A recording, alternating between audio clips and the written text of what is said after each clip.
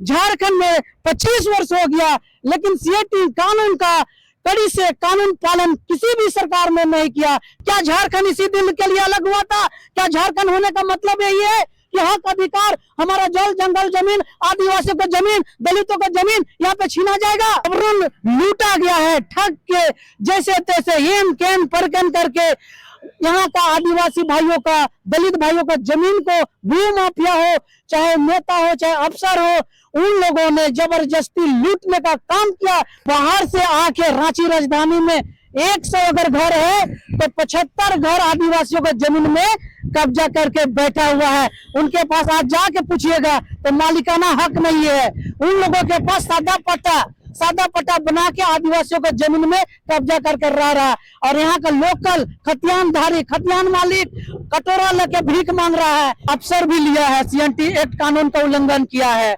नेता भी किया है, मंत्री भी किया है, तो खुद वो लोग चोर है, तो जनता को क्या खाक न्याय दिलाएंगे? भारत में अंग्रेजों का शासन था, उस वक्त भारत के इस दक्षिणी छोटा नागपुर पठारी इलाके में रहने वाले जो आदिवासी समाज के लोग थे, उन लोगों के जल जंगल जमीन की सुरक्षा के लिए छोटा नागपुर काश्तकारी अधिनियम 1908 को बनाया गया था और कहा गया था यह एक ऐसा कानून है जो आदिवासी समाज के जल जंगल जमीन के लिए सुरक्षा कवच के तौर पर काम करेगा।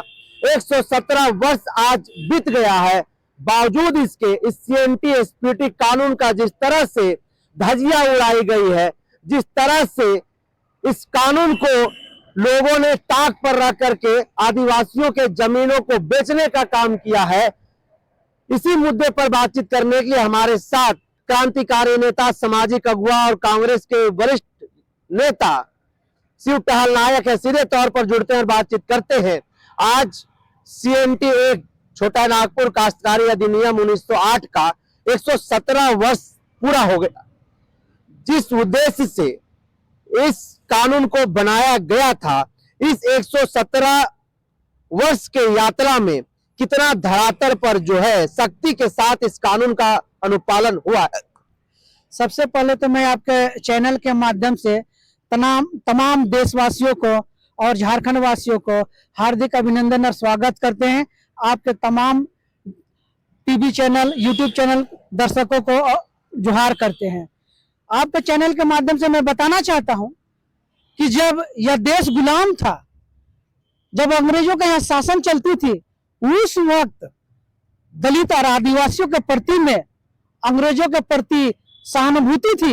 उन लोगों का हम लोगों के प्रति में दया था, जिसको देखते हुए अंग्रेजों ने 1908 में एक ऐसा कड़ा कानून बनाया था और कानून लागू किया था कि देश में यदि हम लोग अंग्रेज चले भी जाएंगे तो यहाँ का अनुसूचित जनजाति, अनुसूचित जाति के लोगों को उनका हक अधिकार कोई नहीं छीनेगा, उसका जल जंगल जमीन कोई नहीं छीनेगा। जिसके कारण कवच कुंडल के तौर पर सीएनटी एक्ट कानून 11 नवंबर 1908 को बनाया गया था और आज उस कानून का 117 साल हो गया है। मैं धन्यवाद करता हूं अंग्रेजों का, मैं धन्यवाद दिल से करना चाहता हूं जिन्होंने हम दलित आदिवासियों के प्रति में कड़ी कानून तो बनाया, लेकिन जब देश आजाद हो गया, देश आजाद होने के बाद में यह कवच कुंडल जो काम कर रहा था, इस कानून को लचर व्यवस्था बना दिया गया, इस कानून को लचीलापन बना दिया गया। देश आजाद होने के बाद जो भी यहाँ सरकार बना, चाहे कांग्रेस का हो, चाहे बीजेपी का हो, झारखंड में 25 वर्ष हो गया, लेकिन सीएटी कानून का कड़ी से कानून पालन किसी भी सरकार ने नहीं किया। जिसके कारण रांची राजधानी में आप आए दिन देखते होंगे आदिवासियों का जमीन को चीर हरण किया गया है, जबरन लूटा गया है, ठग के जैसे तैसे हेम केम परकन करके यहाँ का आदिवासी भाइयों का, दलित भाइयों का जमीन को भू माफिया हो, चाहे नेता हो, चाहे अफसर हो, उन लोगों ने जबरदस्ती लूटने का काम किया। जबकि यह सीएनटी एक्ट कानून जो है, यह कानून में लिखा हुआ है कि किसी भी प्रकार से कोई भी व्यक्ति गैर आदिवासी, गैर झारखंडी, चाहे कोई भी हो, अनुसूचित जाति का खतियानी जमीन को कोई छीन नहीं सकता। यह कानून में प्रावधान होते हुए भी झारखंड में ध्वजा उड़ाया जा रहा है। फिर कैसे सीएनटी एक्ट कानून को ताक पर रख करके अनुसूचित जाति अनुसूचित जनजाति समुदाय के जमीनों को बेचा गया, कैसे उनके अधिकारों को छीना गया, और इसके पीछे की वो ताकत कौन है जो ऐसे लोगों को संबल देने का काम किया करता था? देखिए, सबसे पहले तो मैं कहना चाहता हूं कि जब झारखंड अलग हुआ था 15 नवंबर 2000 को, तो झारखंडियों को खुशी की लहर दौड़ा था कि अब हमें हक अधिकार मिलेगा, हमें नौकरी मिलेगा, हमें रोजगार मिलेगा, जल जंगल जमीन की रक्षा होगी। लेकिन सर्वप्रथम बाबूलाल मरांडी जी बने थे। यहाँ पे भारतीय जनता पार्टी की सरकार थी और उनके एनडीए के सहयोगी। मैं कहना चाहता हूं, यदि झारखंड को उस समय सीएनटी एक्ट का कानून को कड़ी से लागू कर दिया जाता, यहाँ का नियोजन नीति लागू कर दिया जाता, विस्थापन नीति लागू कर दिया जाता, तो हमको लगता है कि आज यहाँ पे जितने भी आप देखते होंगे जो बाहर से आके रांची राजधानी में 100 अगर घर है तो 75 घर आदिवासियों के जमीन में कब्जा करके बैठा हुआ है। उनके पास आज जाके पूछिएगा तो मालिकाना हक नहीं है। उन लोगों के पास सादा पट्टा बना के आदिवासियों के जमीन में कब्जा करके रह रहा है। और यहाँ का लोकल खतियानधारी खतियान मालिक कटोरा लेके भीख मांग रहा है, न्याय का दर दर ठोकर खा रहा है। यहाँ एसआर कोर्ट को भी बंद कर दिया गया है। जहां एसआर कोर्ट से दलित आदिवासियों का जमीन का वहां से कोर्ट में केस करने से जमीन वापसी होता था, आज वो भी बंद कर दिया गया है।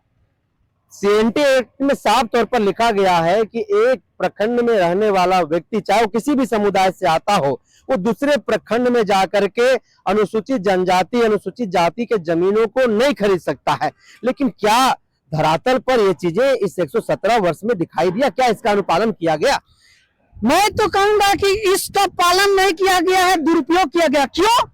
क्योंकि अफसर भी लिया है, सीएनटी एक्ट कानून का उल्लंघन किया है, नेता भी किया है, मंत्री भी किया है, तो खुद वो लोग चोर है तो जनता को क्या खाक न्याय दिलाएंगे?